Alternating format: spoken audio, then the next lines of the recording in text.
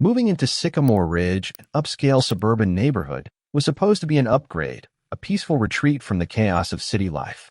The houses were neatly aligned, the lawns were manicured to perfection, and everything looked like it belonged in a real estate brochure.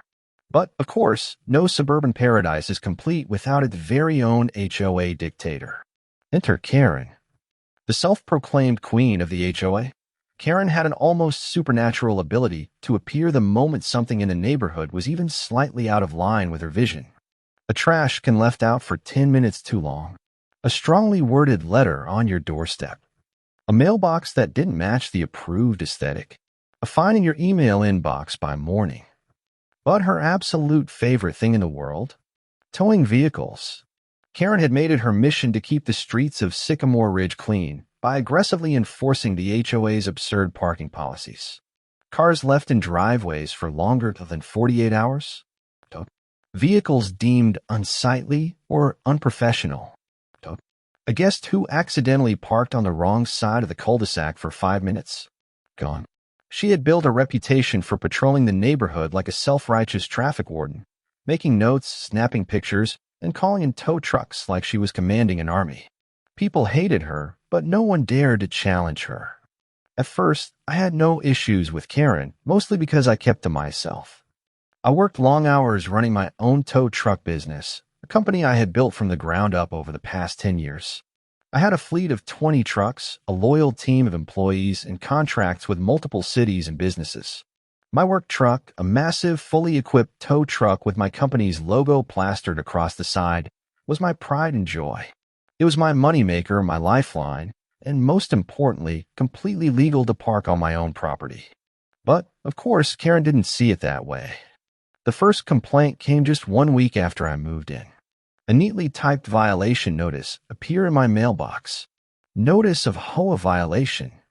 Dear homeowner, it has come to the attention of the Sycamore Ridge HOA that your vehicle violates the community parking standards.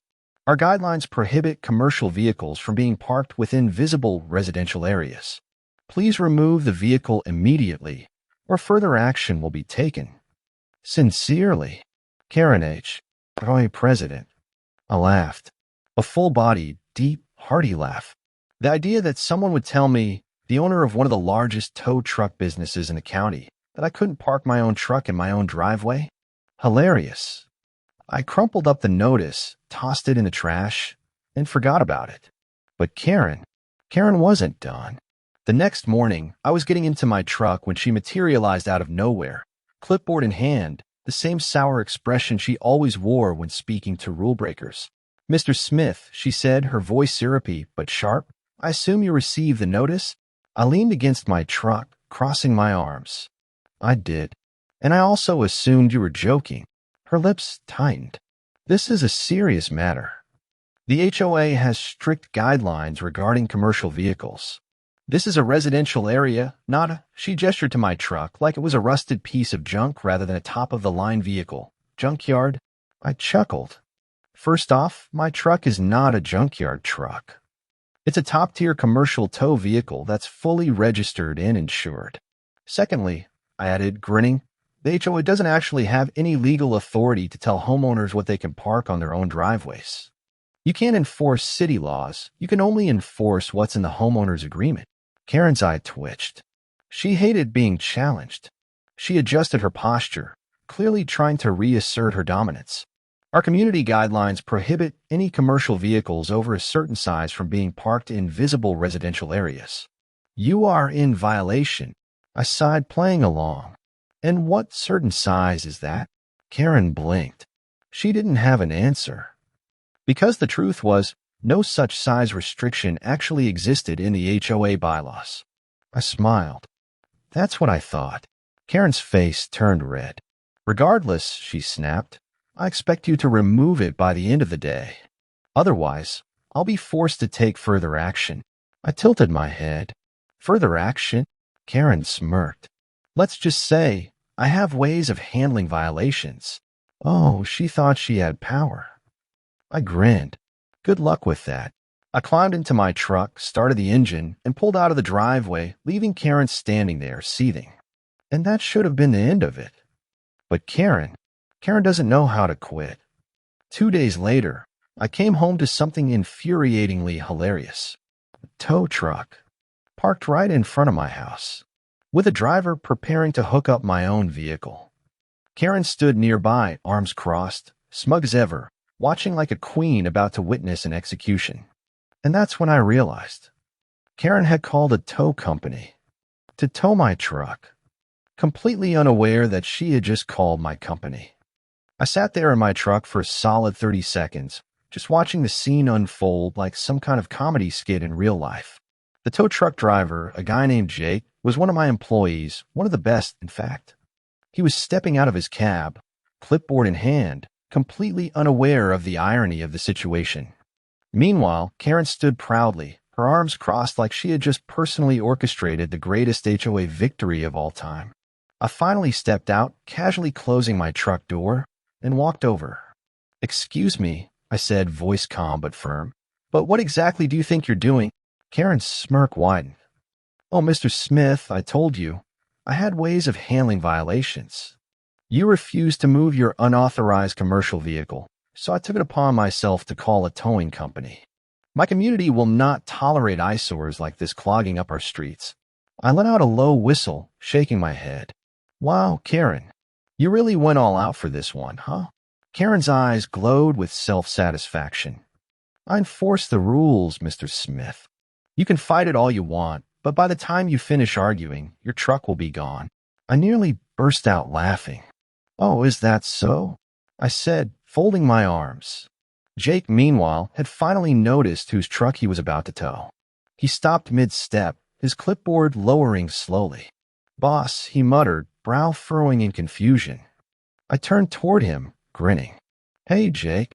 Karen blinked. You know him?" Jake looked even more confused. Yeah. He's my boss. This is his truck." The look on Karen's face? Priceless. The smugness vanished in an instant, replaced with pure, unfiltered confusion.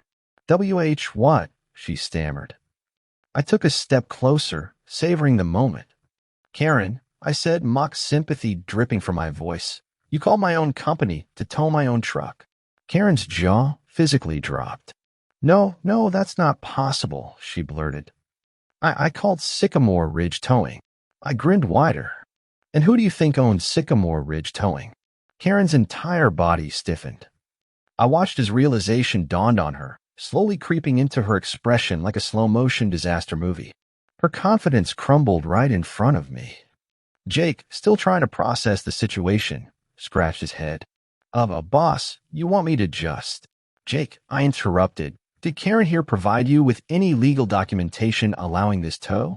Jake checked his clipboard, flipping through the papers. "No, just a verbal request.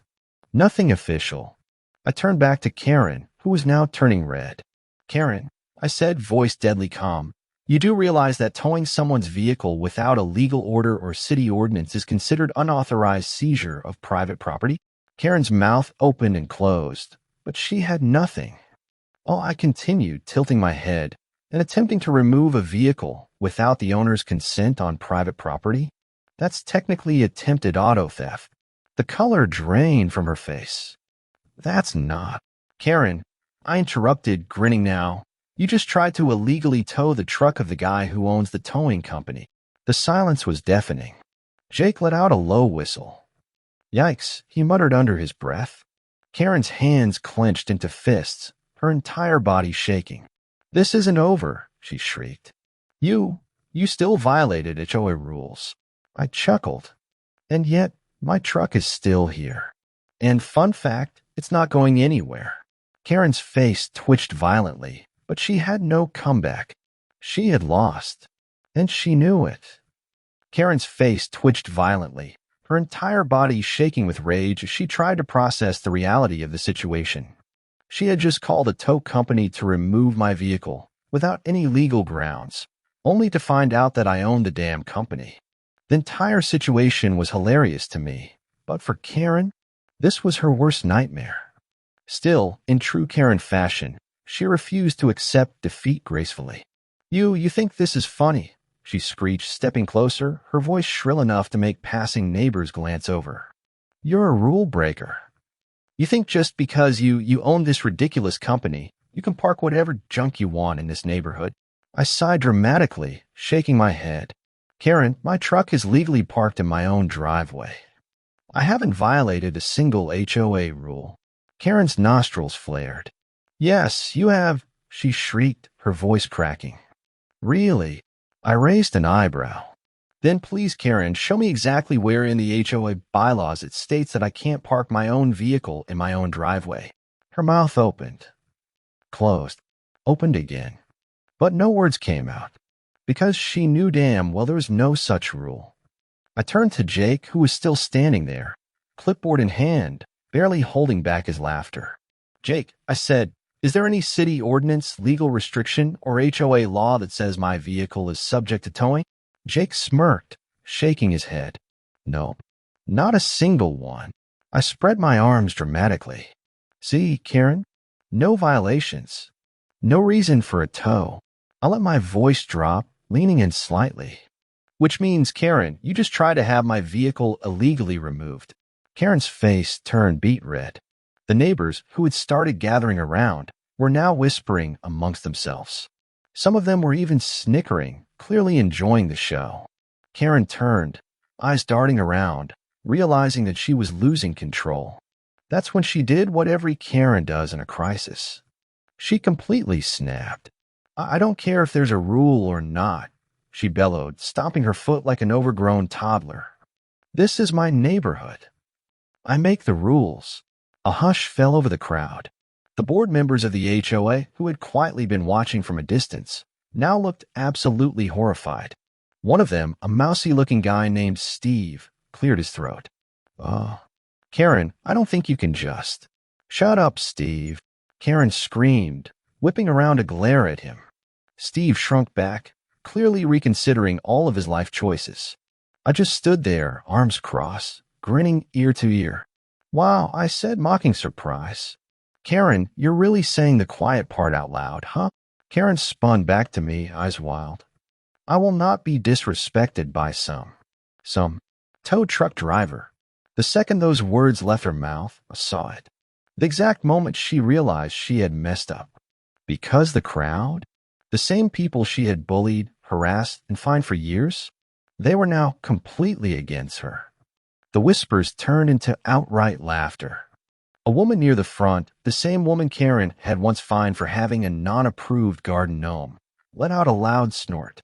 Oh my God, Karen, she said, wiping tears from her eyes. You just ruined yourself. Karen froze. What? Another neighbor, a man named Mr. Thompson, shook his head, chuckling. You really thought you could pull this off, huh? He turned to me. Man, you must be loving this. Oh, you have no idea, I said, grinning. Karen's breathing grew erratic. She looked around, seeing nothing but amused, mocking faces. And that's when she finally realized she had no power left. Karen, Steve spoke up again, his voice much firmer now. I think it's time you stepped down. Karen's head snapped toward him. Excuse me? Steve adjusted his glasses. Look, I've been on the HOA board for a while now, and I think we can all agree that you've overstepped your authority. Murmurs of agreement rippled through the crowd. Steve continued, gaining confidence, trying to tow a homeowner's legally parked truck. That's a lawsuit waiting to happen. Karen's face twisted in rage. You can't do this to me. But the board members were already nodding amongst themselves. It's over, Karen. You've embarrassed us all. We can't have a president who abuses their power like this. Karen looked around frantically, eyes wide. But I decided to twist the knife. Well, Karen, I said, mock sympathy dripping from my voice. It looks like the HOA has finally decided you're out of line. The crowd erupted into laughter. Karen let out a strangled shriek, turned on her heel, and stormed away, practically shaking with rage. And just like that, her reign of terror was over. Karen's dramatic meltdown and public humiliation had effectively destroyed whatever power she once held over the neighborhood. But I wasn't done with her just yet. Because while Karen had stormed off, humiliated and disgraced, she still hadn't faced any real consequences for what she had tried to pull. And I was about to fix that. The next morning, I got to work. Complaint number 1, HOA abuse of power. I drafted an official formal complaint against Karen, outlining her history of harassment, abuse of authority, and illegal towing attempts. I sent it directly to the remaining HOA board members, who were now eager to distance themselves from her. Complaint number 2, harassment and attempted unauthorized towing. I contacted the local city attorney's office and submitted an official complaint against Karen, detailing how she had tried to illegally remove my vehicle without legal grounds. Complaint number 3, HOA audit request. Since Karen had been running the HOA like a personal dictatorship, I went ahead and submitted a request for a full audit of the HOA's finances. I had a strong suspicion that she had been misusing funds for years, and I figured, why not? The response? Within 2 days, I got a message from the HOA board. Karen had been formally removed from her position as HOA president, effective immediately.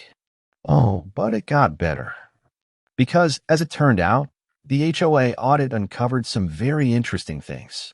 Apparently, Karen had been issuing fines and pocketing the money, claiming they were extra processing fees. She had been exploiting homeowners for years, collecting thousands of dollars in bogus fines that never actually went toward community upkeep. And now, she was under investigation for HOA financial misconduct. Which meant Karen wasn't just humiliated. She was officially screwed. But I wasn't quite done. Because after everything Karen had done, all the harassment, the illegal tow attempt, the power trips, I wanted to make sure she would never, ever forget this lesson. So I made a small adjustment to my company's internal records. I placed a permanent ban on all towing services requested by Karen Hargrove. If Karen ever found herself in a situation where she needed a tow, whether it was for her own car, a breakdown, or even an emergency, my company would refuse service. And since my tow company was the largest in the county, that meant she was completely blacklisted from the most reliable service in town. Oh, and I made sure to notify my competitors about her habit of calling for unauthorized tows, just in case she tried this again somewhere else. A few weeks later, I was outside washing my truck when I heard it. A loud, angry voice coming from down the street. I looked up just in time to see Karen standing next to her car, which was stuck. Flat tire. And she was on the phone, absolutely losing her mind. I couldn't hear everything, but I caught enough. "What do you mean I'm blacklisted?" she screeched. I bit back a grin. A few minutes later, she saw me. Our eyes met, and in that moment, she knew. Her face twisted in rage, horror, and utter humiliation as she realized she had officially burned every possible bridge. I gave her a polite wave, and then I got in my perfectly legal, HOA-approved truck and drove off, leaving her standing there, helpless, with no one left to call. Because, at the end of the day, karma is a tow truck, and Karen had just been left on the side of the road.